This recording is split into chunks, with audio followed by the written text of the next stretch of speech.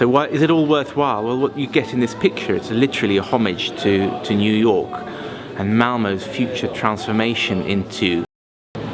Och just svenska medier tycker jag att absolut borde inte upptala sig om andra länders medier och speciellt inte kritisera dem. Sweden is a country which is a very successful brand. It sells itself on prosperity, advanced technology, and socially progressive values. It all makes for a very successful brand, which the rest of the world largely buys. But is that really the whole story?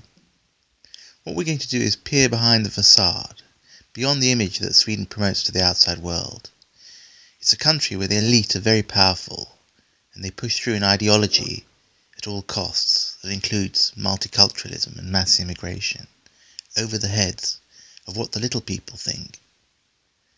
Mass immigration might not work, and even if it did work, it will change Sweden beyond recognition. And the fact is, most people didn't vote for it.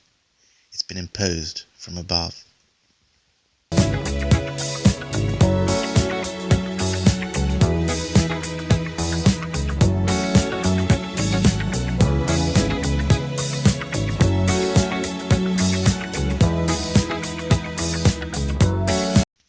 When I grew up, Malmö was a working class town. It had a huge harbour which imported things from around the world. Later, Malmö had Europe's largest shipyard, Kockums, which employed a large proportion of the city's male population, and gave Malmö a firmly working class flavour. In socialist Sweden in the 1970s, the trade unions were very strong, and so was the workers' movement, especially in that cradle of Swedish industrialism, Malmö.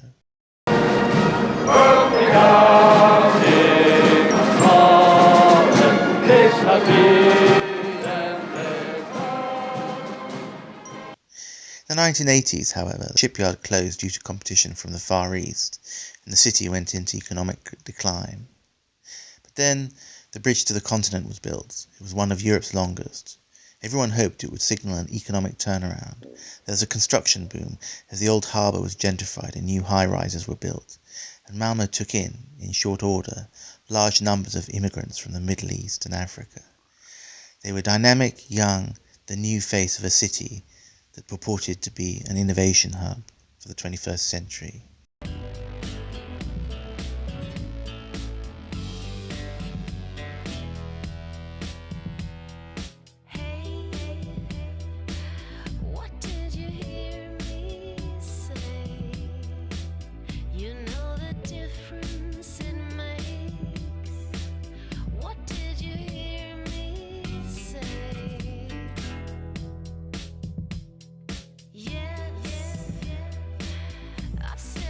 But one thing I do really like about Sweden is that public spaces, in London, everything is privatized. You can't sit anywhere, unless you pay a lot of money or go to a cafe.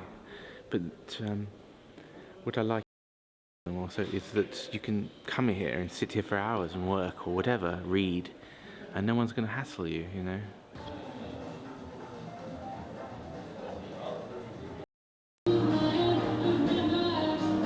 They've got some kind of artistic celebration of New York here, but I mean, it's almost imaginable that they do something about Moscow, or even Paris, or London, or Rome.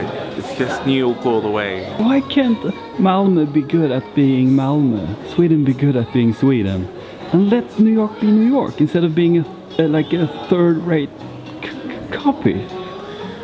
I don't know. I think I suppose one rule, maybe to improve on something, you have to copy it first, and then when you get better, maybe there's that thinking.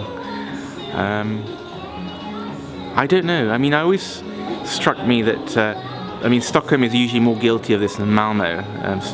When you see joggers in Stockholm and drinking their water bottles like that, and it's so derivative. Everything they do is derivative. It's like you've seen it in a movie. But then they sort of sell it back to the West.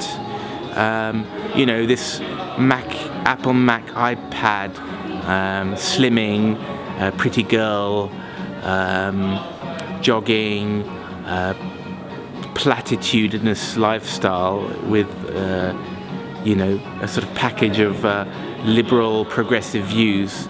And I think that maybe Sweden has found itself a selling model in the sense that the Swedish export companies do very well across the world.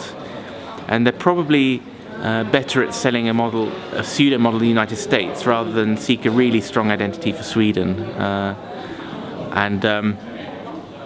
I guess, because they'll sell the Swedish model in markets that are sophisticated enough to know the difference. Like in Europe, they'll know the difference between Sweden and America. But if you're Chinese, you might not see any difference between Sweden and America. It's just part of a generalized West. So what the Swedes are doing is just marketing and selling and refashioning it and improving. It's a sort of incremental, rather than start from afresh and really innovate, or really be your own thing. You're sort of, in Sweden it's called förädlar. You make added value by taking something and not doing the heavy lifting of Blue Sky's thinking and Blue Sky's innovation, but sort of polishing it and then remarketing it. And I think the Swedes are finding themselves a niche in that. So when our professor friends complain about the lack of Blue Sky thinking and truly original thought in Sweden, they're missing the point that maybe a small country can't afford that kind of really heavy lifting approach, and better for Sweden to be a förädlare of these things. Because it struck me also that if you can be a sort of a parasite or a magpie of the West's best innovations, you don't have to pay the first mover price either. I mean, I think that a lot that's wrong with Britain can be traced to the fact that it was a pioneer country of industrialization. And Sweden industrialized very late, and they didn't have to make any of the mistakes that other countries did. So it's a clean country and with very little slum. I mean, all of London is a Victorian city, and everything that's depressing about London you can trace to the legacy of industrialization. But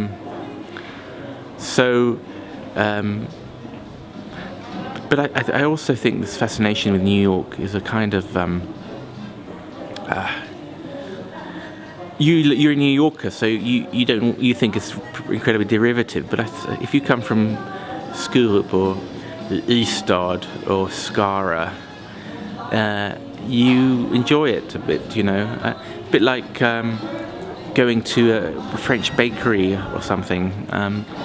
It seems genuine enough. I guess that's part of it. I mean, I feel a bit embarrassed by this, but I feel even more embarrassed when I see a London pub, and because and it's interesting because I just did and I think the Swedes maybe really want the derivative thing, not the genuine thing, because I do some translation work for a Swedish translation agency, and they thought my English was too British English. I said I lived in London all my life. I'm an expert user of the English language, and I use it as it's spoken every day in educated classes in London. But they said, well, that's not the English we quite want. I think in the translator, one of the bosses of the company said, I think our customers wanted more of an international English. They want an English that is good in their perception, not the English that's spoken in reality.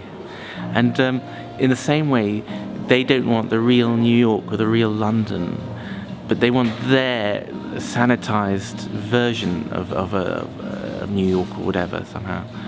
And I think people are wedded to perceptions very much, And if you sort of see the parallel there.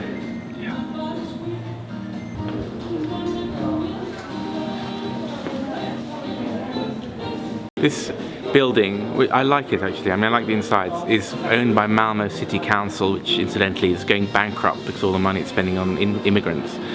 But here it's almost very explicit. We're in a town called Malmö, and you have Manhattan. That artwork is called Malmhattan, right? Combination between Malmö and Manhattan. Here they're making, for all the townspeople paying their high taxes to feed the immigrants, they come here and they get to feel that they are part of a process of development of a city that's becoming tomorrow's Manhattan. You know, these pictures are juxtaposed. Malmo, literally that skyscraper outside that were above us, and Manhattan. They feel that they are part of the transmutation process of a city that is becoming almost like the world's greatest city. I mean, just give it some time. Just give it a few more million immigrants from Somalia, and hey presto, we're there. I wish it were a bit more tongue-in-cheek, that's all. Okay, can do that without the racist stuff. Okay. and also, brilliant, just really nice. So also, all right. This building, which I like, by the way, is obviously it's funded by the town's taxpayers, and when they come here to visit, they want to feel that they're part of something bigger, and that it's all worthwhile, because the town is also spending an enormous amount of money to integrate immigrants. People's taxes are going towards the welfare state. So why is it all worthwhile? Well, what you get in this picture, it's literally a homage to New York and Malmo's future transformation into the greatest city in the world, New York. Because that drawing or artwork is called Malmhattan, which is a combination of the words Malmo, this town, and Manhattan. Malmhattan, right? Get it? And the picture is a juxtaposition of the street we see outside and the central station and New York's tallest buildings. So people come here and they suddenly feel, they see they're part of a greater future as countries, Malmo's sort of race towards becoming almost a competitor to the world's greatest city.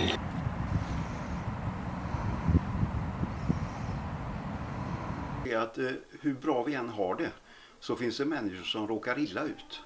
Och då är det frågan om hur vi ska hjälpa dem på olika sätt. Ju. Måste de vara kvar i sitt elände? Eller kan man på olika sätt hjälpa och stödja dem och ge dem en möjlighet att förändra sitt liv i positiv riktning? Och ja, det är basen helt enkelt. Ja, förut så kunde du, då var det ju bara... Det var ju bara så att säga infödda svenskar du mötte. Du mötte ju aldrig någon människa, inte ens en europé knappt mötte du. Och nu för tiden i Skara så är ju massor av människor du möter är från Mellanöstern. Och i vissa tider, om du kommer in i affärerna, alltså Munken och så vidare, då kan en majoritet av kunderna vara folk från Mellanöstern. Det är ju sånt som det har gått på bara något år. Ja, men då är det ju också frågan om vad är det för kultur som är svensk i sammanhanget. Kåldolmar, spaghetti och så vidare. Väldigt mycket utav det som vi tar som typiskt svenskt, det har ju importerats en gång i tiden i små portioner. Har de här invandrarna sysselsättning? Nej, jag känner inte till. Men det är ju så här att vad jag kan se, så möter man ju väldigt, väldigt många på dagtid. Och jag förstår att de flesta, de går på svenska för invandrare. Det är vad man gör. Lär de sig svenska där? Jag vågar inte säga det, men man kan ju ibland, så hör man ju människor som man förstår har varit längre tider i Sverige, som säkert har gått ett sånt här program, men fortfarande så saknar de ju flytet i svenska språket. Det är ju väldigt knagglig svenska. De så kallade bidragen som de får ju, vad gör de med det? Jo, de går ju till affären och handlar. Det innebär det att handlarna i butikerna här, de får ju tillbaka de pengarna ju. Och det är ju inte så att socialen skulle gå omkring och handla det här, utan det gör ju de här människorna helt enkelt. Det är inte, vi kanske inte ens når till 50%, utan vi kanske pratar om 30-40%. Vi har ju ett skrämmande exempel. Somalier, där det sägs att ungefär 10% av somalierna kommer i arbete. Och då är det ändå, en del av de jobben är ändå bidragsjobb. som finansieras med 60, 70, 80% bidrag. Och då förstår alla att kommer vi ner på 50% förvärvsintensitet, då kan inte Sverige ha kvar den här välfärden. Tycker du att Sverige borde ta in fler invandrare än vad det gör redan? Vi har plats för otroligt mycket mer folk här. Ja. Och det är en begåvningsreserv. Utmaningen för oss, det är att se hur vi tar vara på den begåvningsreserven och vad vi gör utav den. Men vad tycker du? Ska inte Sverige vara en moralisk stormakt? Nej, Sverige skulle inte ta emot någon. Utan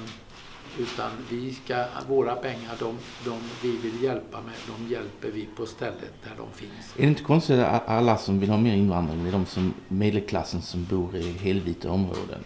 Jo, och det är så här att ju mer du berörs av det, ju mindre vill du ha invandring. Och det är oftast de fattiga, de som inte har något val. Det är de som får bo i de områdena där det kommer mycket invandring. Och de berörs först och främst. Och det är därför de också tar avstånd först. What do people talk about on the Facebook? I mean, what's their concerns? We talk a lot about religion. Our main focus is actually freedom of speech.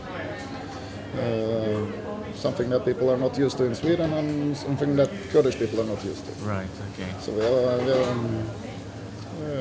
no bad subject to talk. When you say Swedes are not used to freedom of speech, can you expand on that? Well, I'm born in Holland, grew up in Norway. I'm used to speak my mind with no problems, but in Sweden you can't do that. Hold on to me, don't let me go. Who cares what they see? Who cares what they know? Your first name is free, last name is dumb. But you still believe in where we're from. Man's white flower, it's in every living thing. Mind, use your power. Spirit, use your wings.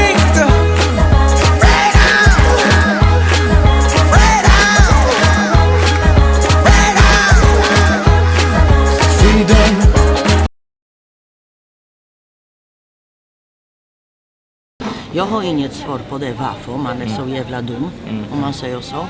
Men 20%, de just som röstar på SD och de som ser, de förtrycks just nu. Ja. Det är så det är. I Polen förtrycktes inte folket. De visste vad som pågår. Man på något sätt väntade tills det smäller.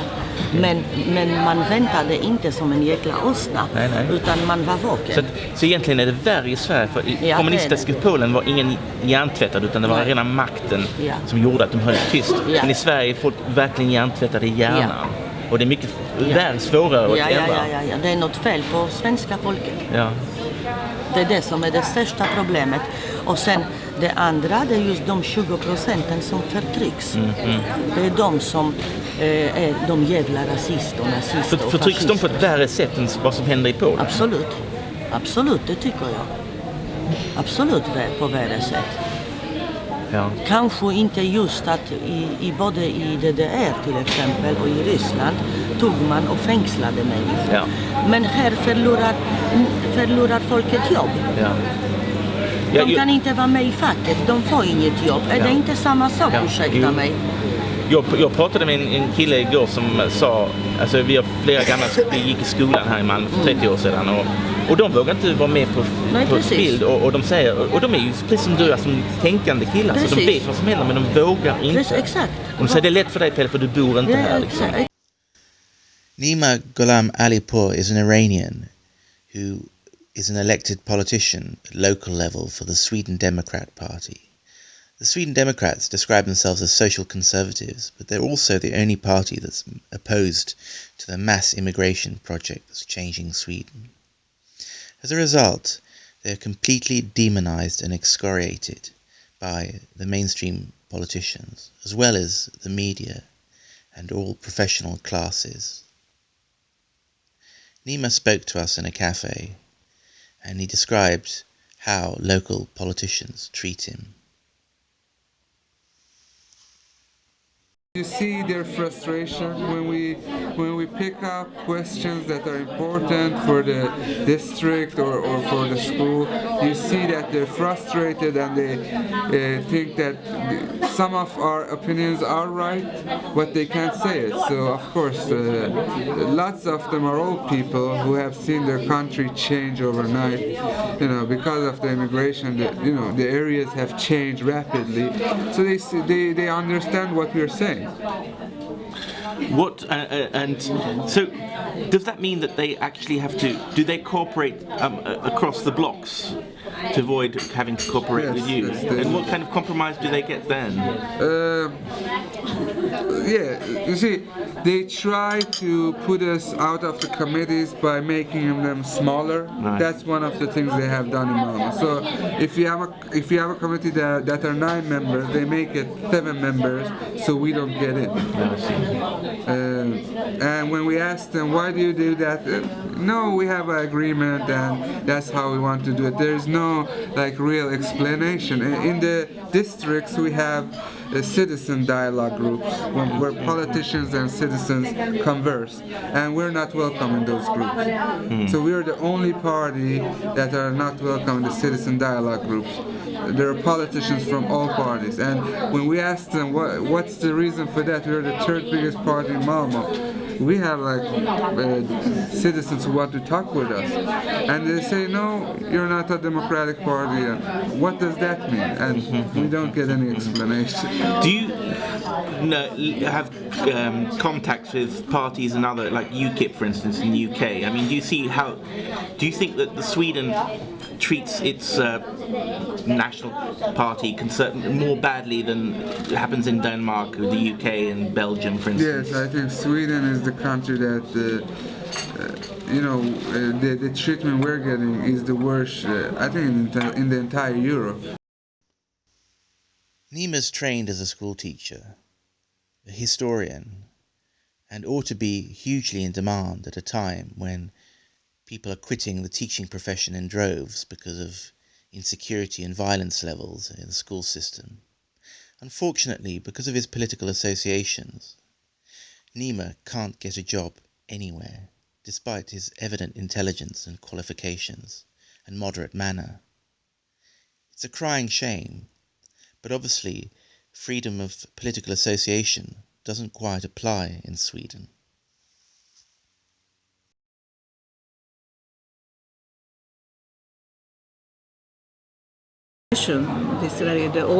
The strong patriarch states affect the people believe in things and believe in the power and they rely on that. I never heard any other nation who have this relation, this kind of really patriarch believe that the state is something good for you. I don't know, there is this kind of political elite who dictate what is correct and what is not correct, and it is really very, 100% push from them. It's very difficult really for other people to get voices here. So, and this elite is sort of based in Stockholm, and they... Oh, very much, the liberals, and all this, and that's that is a very strong, consensus around that. And the media is totally in their hands, And would you say that, in a way, it's quite a patriarchal society that commands things for the rest of the people, or is it I see very strong tradition of that. It comes from that, that authoritarian. The normal Swedish people, I think, just listening all this what they say in there, and it is like that. I don't see so much critical voices from that category of people. Now I want to say that I know everybody, but generally it is people are accepting. Uncritical. It's also because it's so all the time, this flow of this information in that sense. So luckily I have contact in Denmark and I'm reading the Danish newspapers. So therefore I know much more what is going on here than the average Swedish people who are reading the newspapers. And also I am contacting with the Hungarian friends, and they're sending to me also certain things. So therefore, of course, probably I am much more, informed than the general Swedish population is normally. Do you think Swedish newspapers are quite propagandistic then? Horrible. At least some of those, like Sydsvenska Dagbladet. sa du växte upp i Polen under kommunismen där man kunde få sparken från jobbet och åka i fängelse. Och så sa du spontant då att Polen under kommunismen jämförde med mediaklimatet här i Sverige, om man får säga. Ja, Berätta lite. jag var mycket förvånad efter Margot Wallströms agerande, alltså kritik mot polska regeringen och medialagen där som de ändrat. Nu vet man inte hur det blir, alltså kanske inte blir bra eller så, men då ska man ha städat hus hemma om man kritik.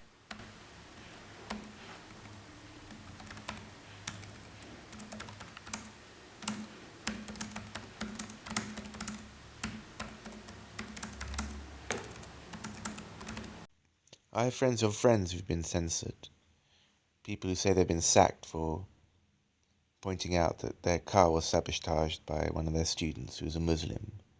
Another guy, a teacher, was sacked because he'd said on Twitter that the large influx of refugees from Syria could increase the risk of terror. A fairly uncontroversial statement, I would have thought.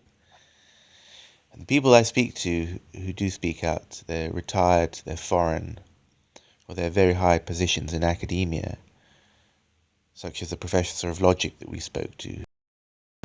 Could you just describe the difference in atmosphere between Germany, where you worked as a postdoc, and Sweden? Can you talk a little bit about that? Yeah, sure.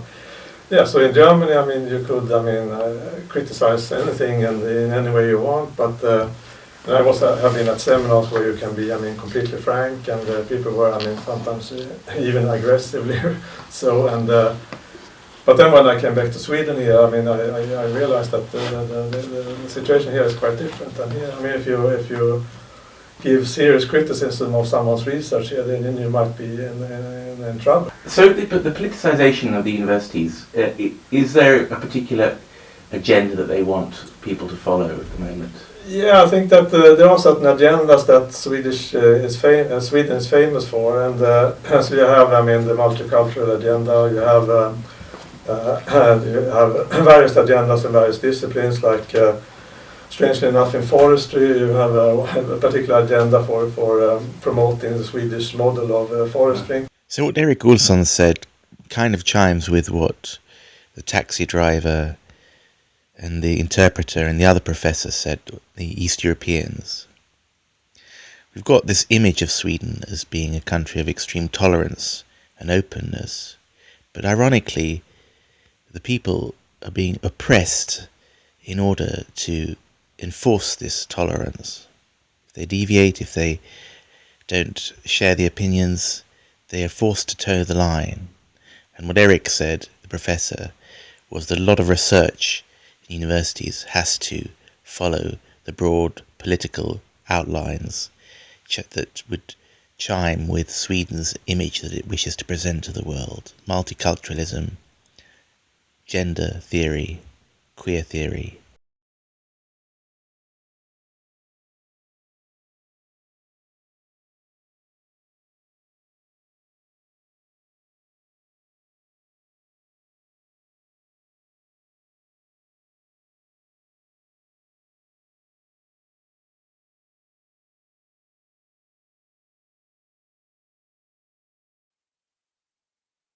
Vasa presents what American women can learn from the Swedes. Staying fit the Swedish way.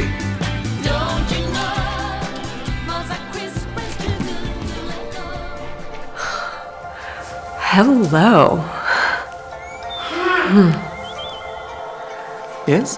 Welcome to my Swedish yoga class. Okay. Let's begin with a Swedish midnight sun.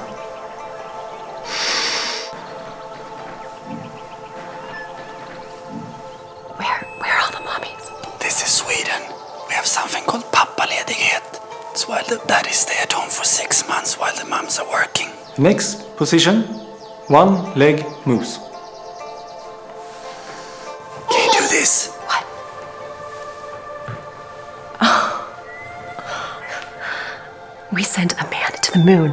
What a waste, when we could have sent him to the playground as our Swedish sisters do. I was curious about this. Where did this Swedish thing come from?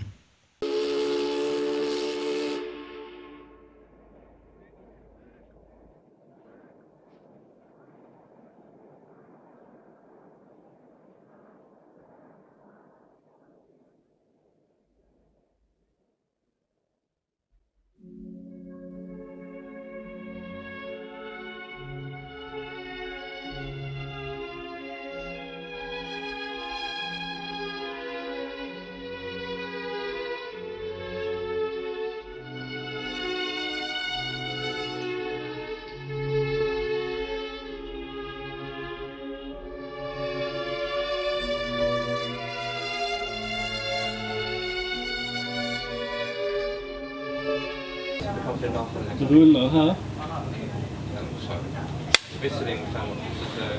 Oj. Nu rullar ljudet. You can always tell.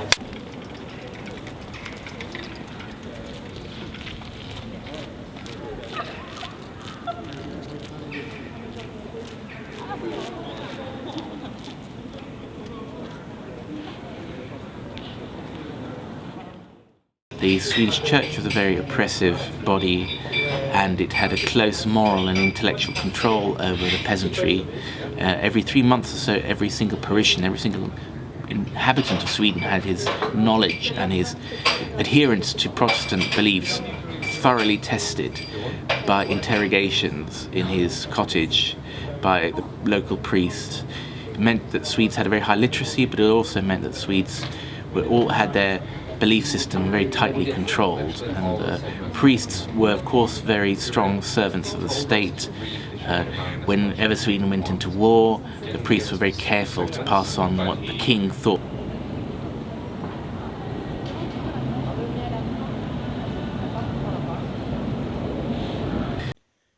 One of the problems of imposing truth from above, truth by ideology, is that reality eventually comes and bites you in the back. The Swedish elite have imposed this ideological truth about the multicultural society. But what does the reality look like?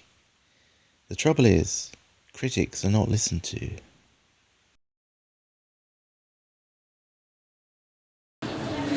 So, you talking to us because you're worried. You're a teacher of Swedish and English to recently arrived refugees, and because you're a Christian, your parents are from Lebanon, you speak Arabic, and people identify with you.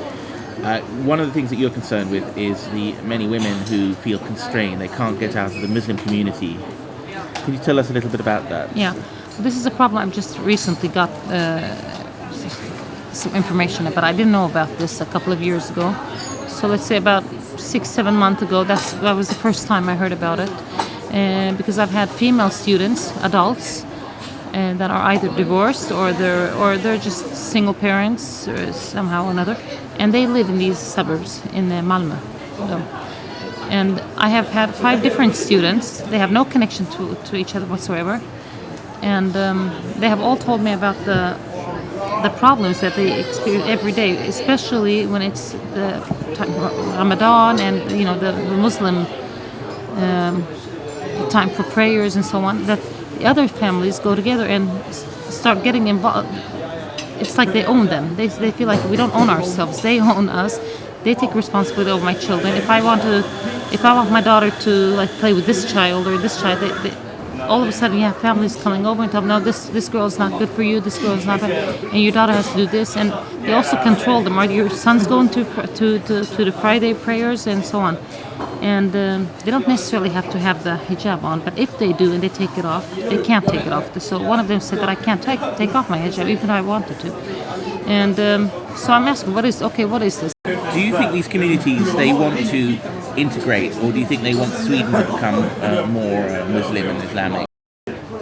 In Säber, in Malmö, most people living there are from Somalia and so on, and they have their own culture, their own way, and it doesn't seem like there's any kind of interest in getting integrated in Sweden, or even having their children.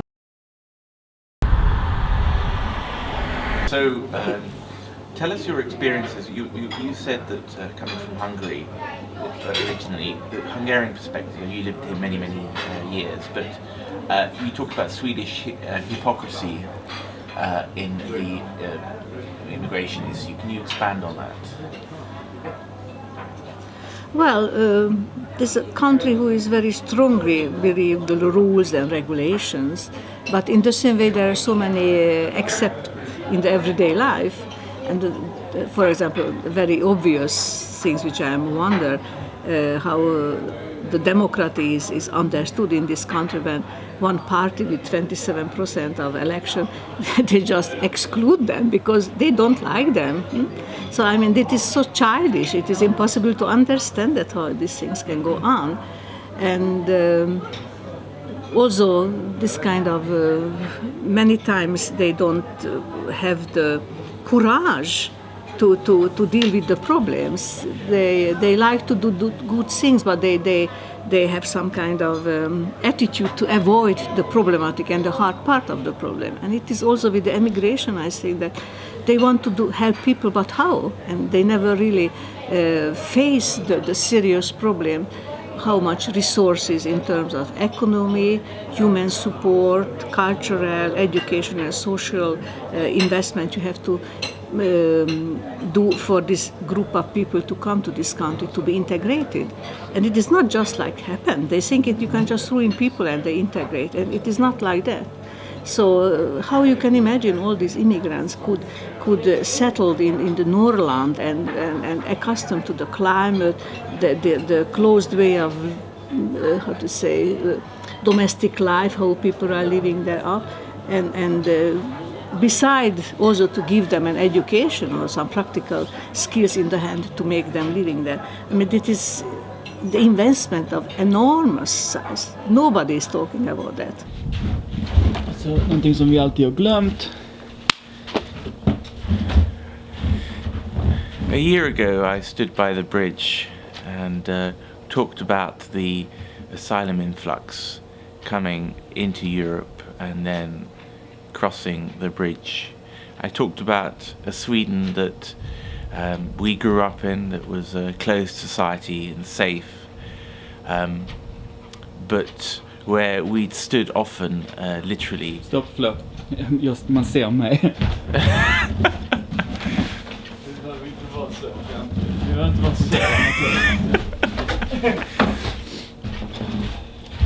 Blooper heter det.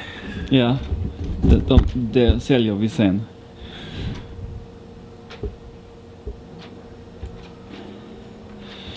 It's now a year on from the last footage we shot at the bridge.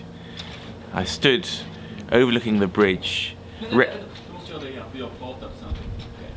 It's a year ago since I last stood here, in a point overlooking the bridge, and I reminisced about how my youth had been spent in this country, and how a whole generation of us yearned to go somewhere abroad, to somewhere more exciting, and we couldn't dream that the bridge would be built. The bridge was an expression of our yearning. It was finally built, but we couldn't imagine that it would be used for people to come into the country.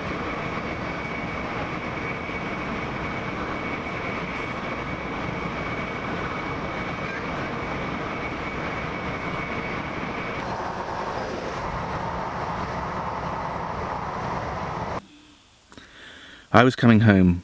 The country I grew up in was changing. 24 hand grenade attacks in Malmö. A random killing of 2 shoppers in IKEA with a kitchen knife by a refugee. Projections indicate the Swedes could be a minority in their own country by 2035. The consequences for Sweden of these changes are profound. The Swedish model of highly qualified individuals working in a high-trust environment, willing to pay taxes for the welfare state, where is that heading? Not to mention Swedish culture.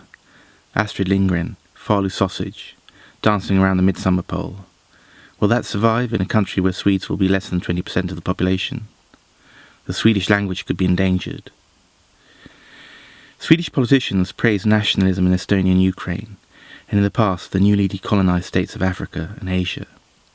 Only the Swedes must not be allowed to love their country.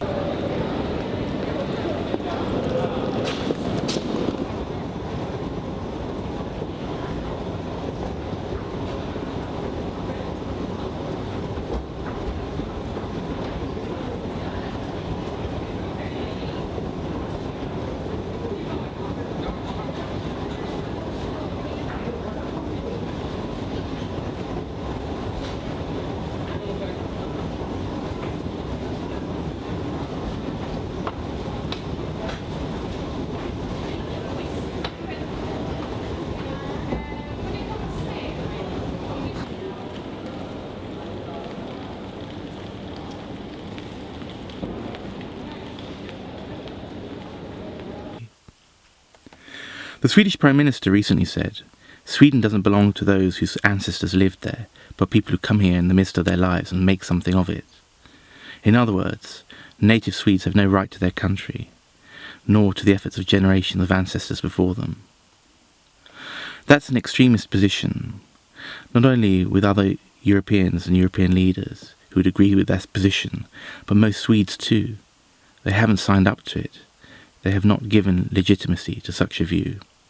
And they, ultimately, are the boss in a democracy. I sometimes remember standing here and thinking, wow, that's Europe, that's the world, that's Denmark over there, 30 kilometers away. Excitement starts there. Me and many of my generation, we left as soon as we could when we were 17 or 18 to live in America or Britain, places where things happened. And in a way, the bridge is an expression for this yearning for freedom. I mean, we wanted to go out, and although the bridge was built later, it symbolized freedom, Sweden's connection with the world. But I think few Swedes at the time thought that the bridge could be letting things in. I mean, most Swedes saw it as a connection to let us out and to be a vehicle for our freedom, not a vehicle for other people's freedom to come here.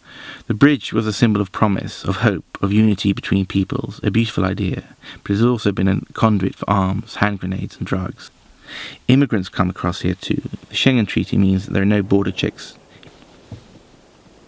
I'm a foreigner myself. My dad is English, my mother Swedish. I grew up in Sweden, although I spent most of my subsequent life in the UK. In my Swedish childhood, many of our friends were foreigners, refugee intellectuals and the children thereof. Sweden was a generous country in the 70s, receiving political dissidents from victims of coups in Greece, Turkey and Chile.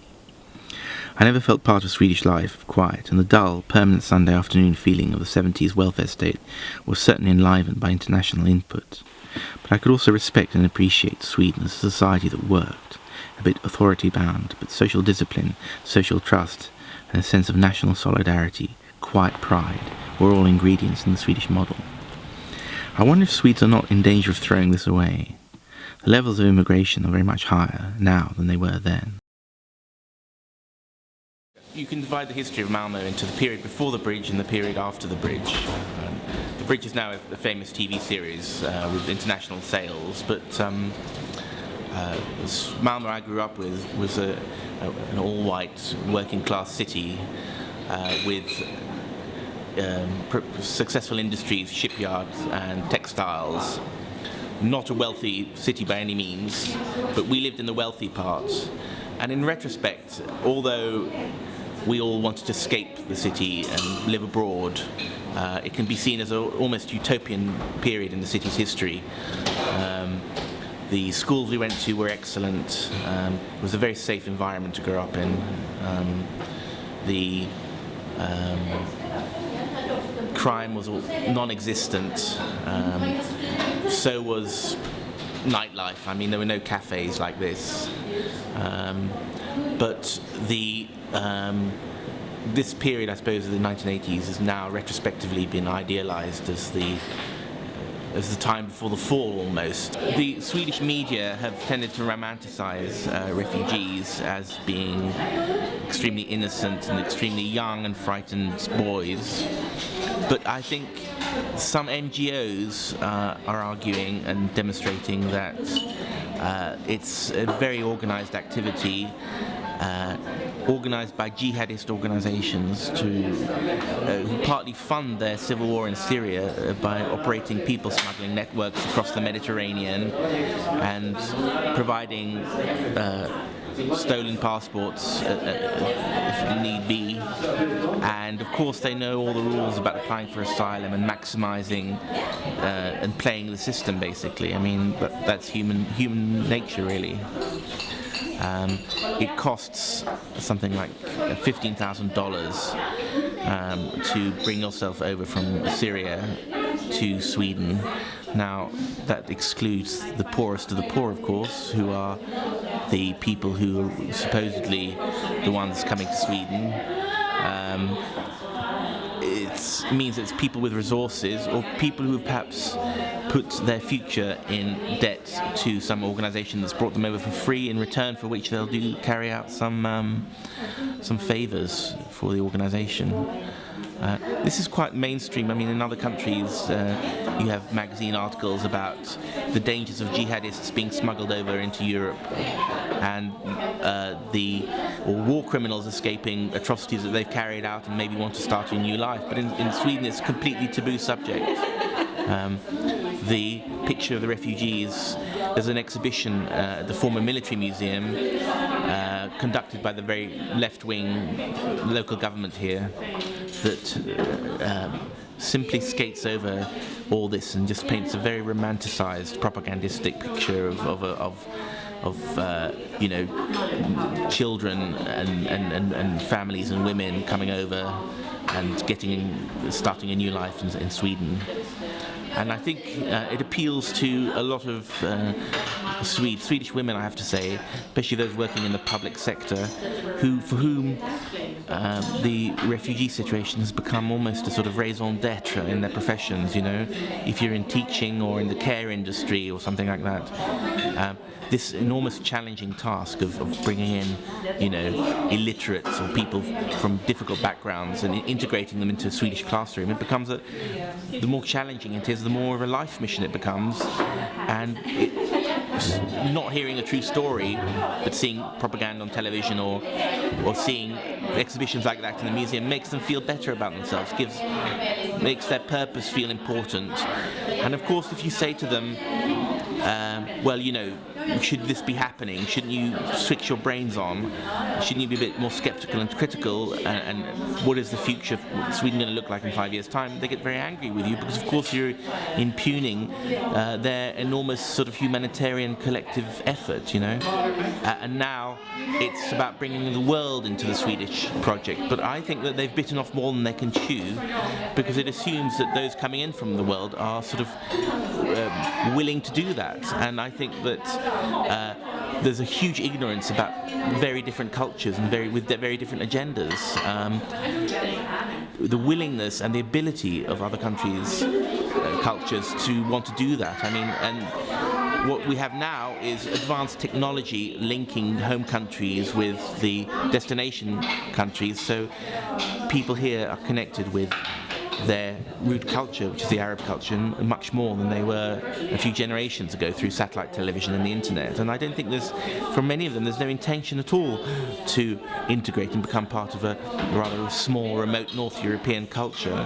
Why should they? I mean, it's rather to try and preserve as much of their own culture as possible. I mean, maybe a bit like British expats in Spain or something. I mean, that's human nature.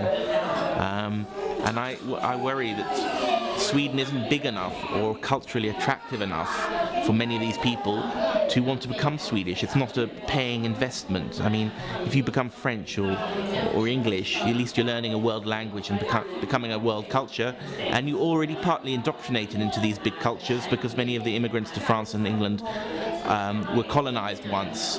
So in a way, France and England are re-importing their own cultures through immigration. That's not the case with Sweden. I mean, and Swedes have a rather exaggerated view of their own importance in the world and are a bit blind to the utter insignificance of Sweden in the international scheme of things. And I worry that Sweden will be rather overwhelmed numerically. I mean, simply numerically. You could blame or ascribe some of it to the Prime Minister Olof Palme, who throughout his period in office in the 60s, 70s and 80s was a very ardent campaigner for humanitarianism and a foreign policy that made Sweden into a kind of humanitarian superpower. The first country in the world to spend more than 1% of its GDP on foreign assistance, and a country that let in intellectuals and dissidents from countries that have been under oppression everywhere, like Greece or Chile. And the soundtrack of our childhoods was, Mikis Theodorakis and Chilean folk songs like Alfredo Jara, mixed in with ABBA. And ABBA, incidentally, took a lot of their inspiration for some of their songs from this Latin American protest music movement. But that was foreigners at a safe remove. What's happened since Palmer's death in 1986, but especially since the bridge was built in the year 2000, was not foreigners at a safe remove, but you could say Sweden put its money where its mouth is through mass migration, which is actually changing Sweden's society quite profoundly.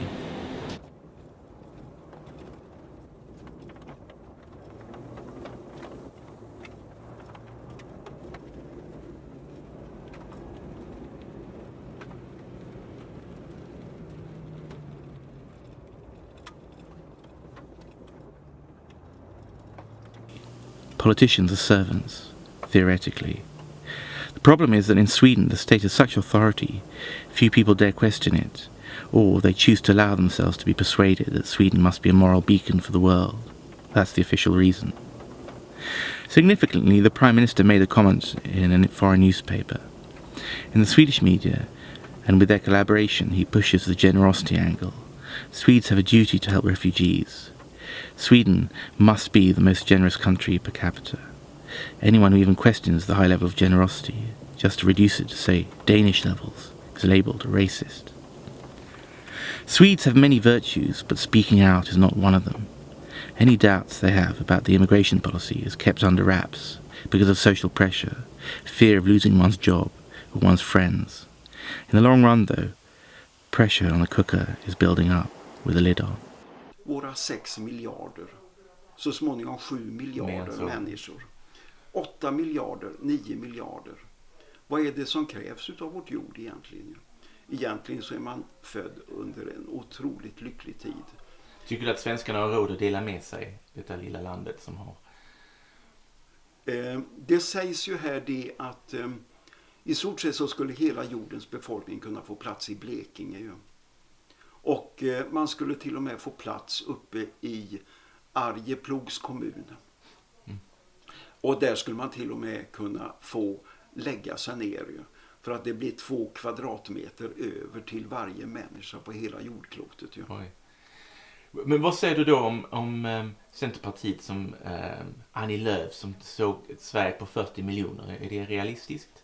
Men 40 miljarder människor i Sverige. Miljoner, ja. Miljoner.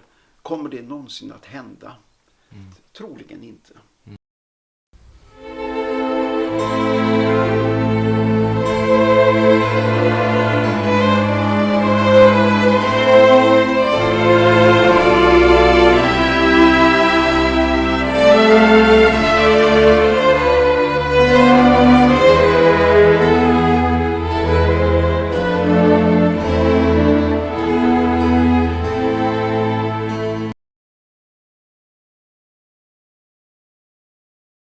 Something.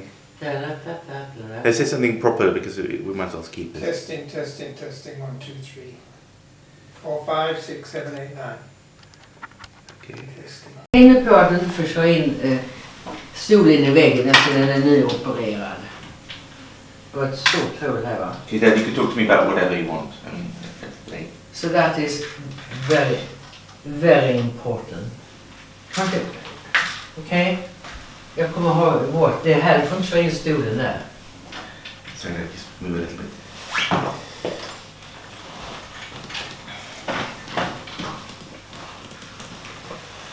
I've heard what you've been doing and you've explained very clearly the themes that you're treating.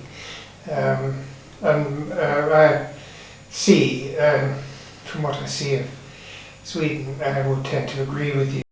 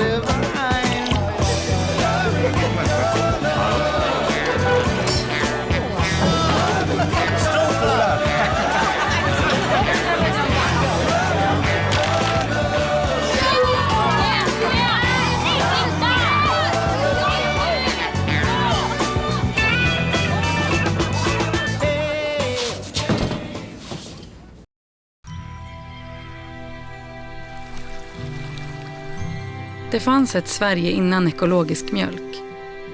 Ett land utan hashtags, likes och män som kramade varandra.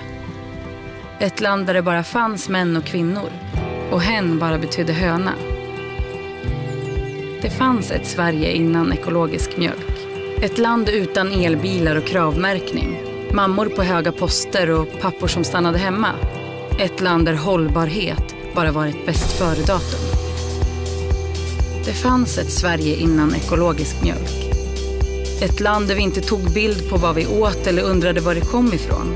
Ett land där människors ursprung var viktigare än matens.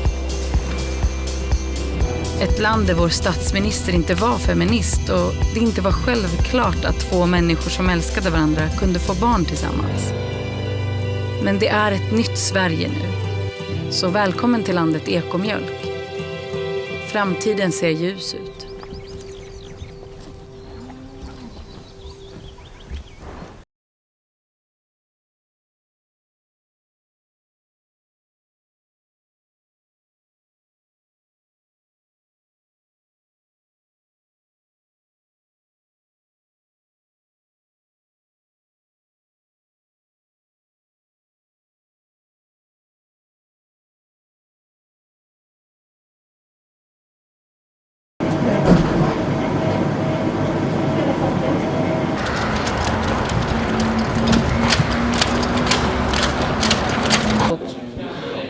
Hur är skolmaten nu för tiden? För när vi hade skolmat så var det, alltså vi levde på knäckebröd kan man säga, för potatisen var fruktansvärd. Det var jag kan fortfarande smaka på den med potatisen som vi hade alltså. Men jag vet inte, hur är det?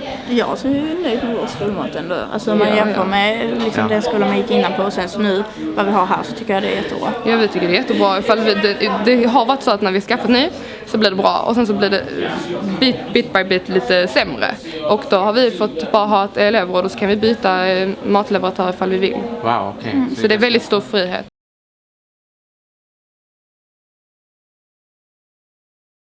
Allahu Akbar, Allahu Akbar.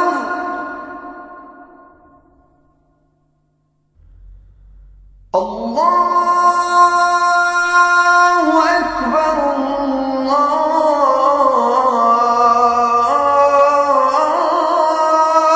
Akbar.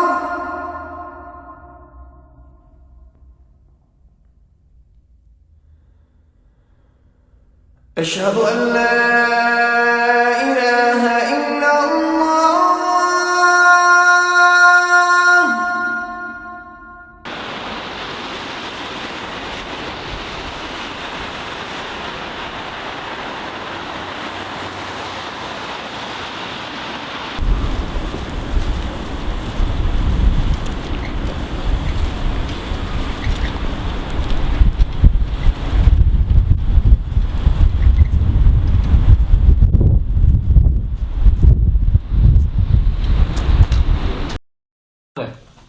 Vad står du? Jag är invandrare. Hatar alla. Jag vet inte, du är färgad. Jag är inte invandrare. Men du är färgad. Kalla inte mig invandrare. Och bråkar du på det här viset så kommer det... Kalla mig inte invandrare, hallå.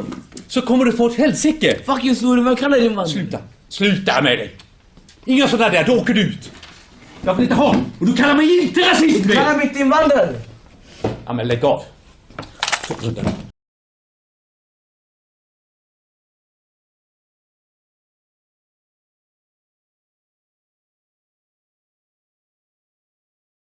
Construction, obviously, with no foundation in reality. Okay. I mean, look at us. What could they have meant? Yeah, vi rullar. This is the Petrie School. Over there is the great rival, the Eton to Harrow, if you like, of our school. It was called the Bourgeois School or Boyer School, and it's 200 meters away. You can see it just through the trees there. The interesting thing related to immigration and multiculturalism is that we took on identities pertaining to each school's culture, as it were.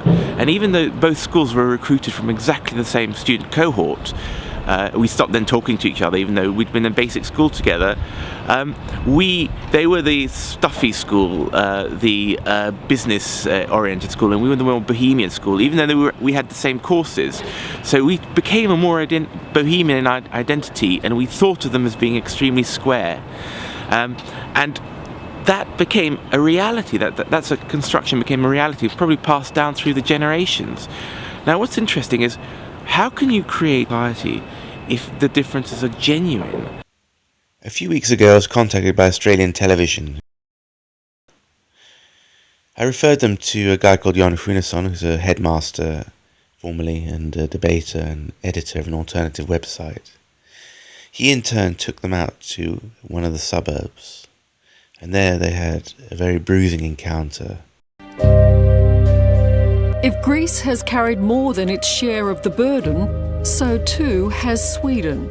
A nation with less than half the population of Australia took in 165,000 refugees last year alone and is starting to buckle under the pressure. This is a country that's barely coping. Only 6 months ago, Sweden was proudly proclaiming itself the humanitarian superpower of the world. There are now 55 declared no-go zones in Sweden, where police have to escort ambulances to ensure their safety. And as we found out, the temperature is similar in the suburb of Rinkeby, home to mostly Somali migrants. Within minutes of us arriving, a group of young men make it clear we're not wanted and deliberately run down our cameraman. Whoops! Nej men vad fan! Hey, hey, hey, hey. Go on! Shit! What happened? right? Your leg? You went over my foot. Are you all right? Yeah. It's a little more hostile than I had anticipated. Okay, welcome to Rinkeby. It's also called Little Mogadishu. Men masking their faces arrive. Good, you're doing good. You're doing good? Yeah. Okay, very good. Take it easy. Okay, you too. And attack. Hey! Go! Mate! Go! Don't you touch me! Go! Okay, we're gonna do? Excuse me. Please. Get out of here. We are leaving, but you don't need to hurt us. There's no need to be unkind. Hey, can't feel. Don't do it. The gang's attention turns when a local intervenes and drives his mobility scooter into the most violent attacker. Move. We've been individually attacked. Soundman has been punched, the producer's been punched, you've been run over, the cameraman. We've all been assaulted and insulted. One of the problems with immigration in Sweden is a whole host of crime and safety-related issues. We see a growing number of school fires, school arsons, one a day according to an article in Science magazine a few years ago. There's police patrols when they go into immigrant areas. The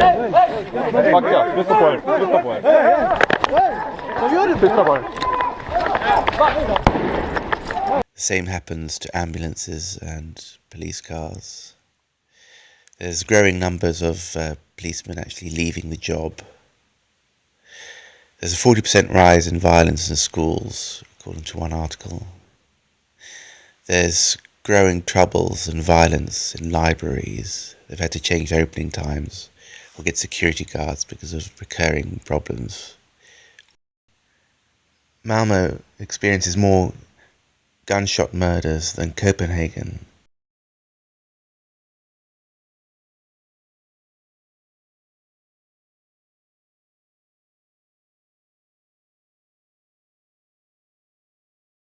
Då så, hjärtligt välkomna. Jag heter Jan Sjunnesson och är ordförande i en förening som heter Fri Folkbildning som står bakom det här arrangemanget idag.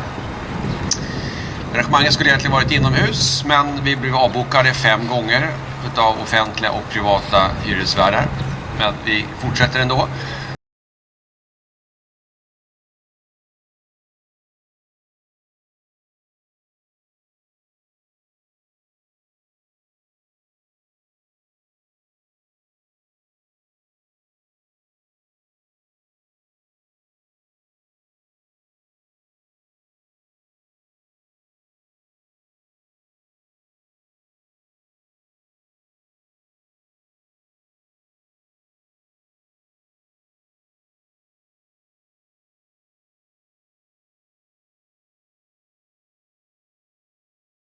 But I don't know. I think it's a good thing being critical, and you know. Yes, yeah, but I get the point that I don't see how you should move on as a society if you're not critical to the standard and the values of your time. Can you think that the tools that you're given to be critical are themselves entering your pre-critical minds? Are they harmful? There's no such thing. I mean, when you talk to be critical, the very way you ask questions reflect the way you've been taught at school on things to focus. You don't think they have agendas, your educators at school? Where do you get, sorry, I'm not really following when you're asking. Yeah, but the language. You're speaking so fast. Sorry, I forgot. Look,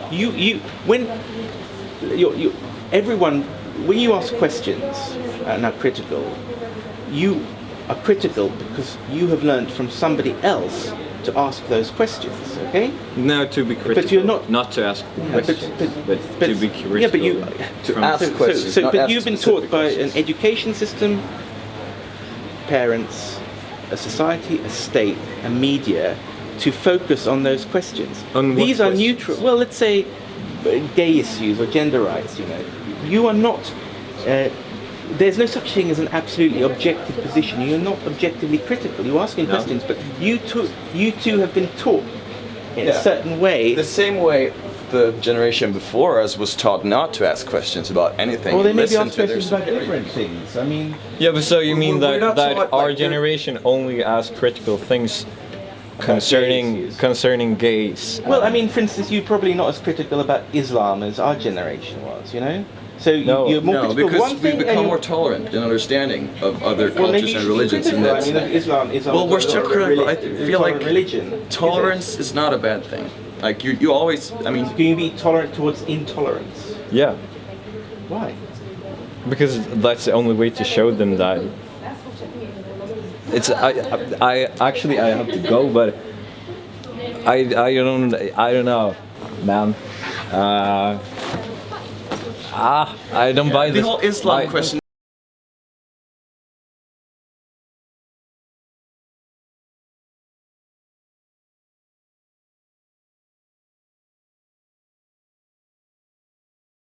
In Sweden, for instance, in academia, you have a hegemonic discourse in many cases.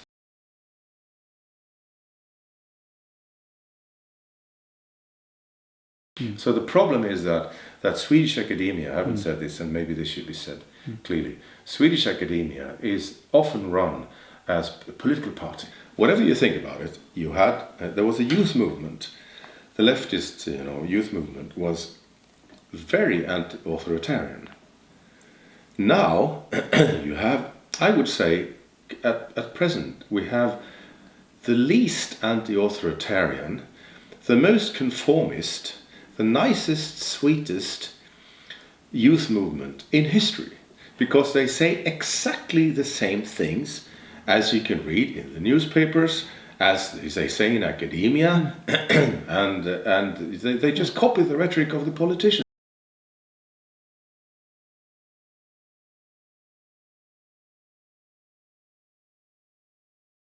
What happened was that I gave a lecture on John Stuart Mill and the Enlightenment, and I said quite standard things like religion might not be true, but it gives people a certain sense of belonging and community, and the secular society can't give you that.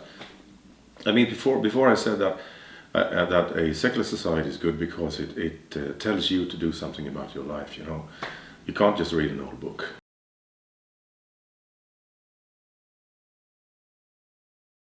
2 days later I got a very angry email from her where she questioned a lot of things that I did, and she said she felt discriminated against and harassed, and anyway, to cut a long story short, she's taken it to the department, and I've been called in numerous times to explain, and now they also contacted a lawyer. I mean, a lawyer who works for some kind of for the health authorities. And then I thought, I'm well, I'm not sick. And then I thought, if you bring in somebody from a health coordinator unit, that's what they did in the Soviet Union.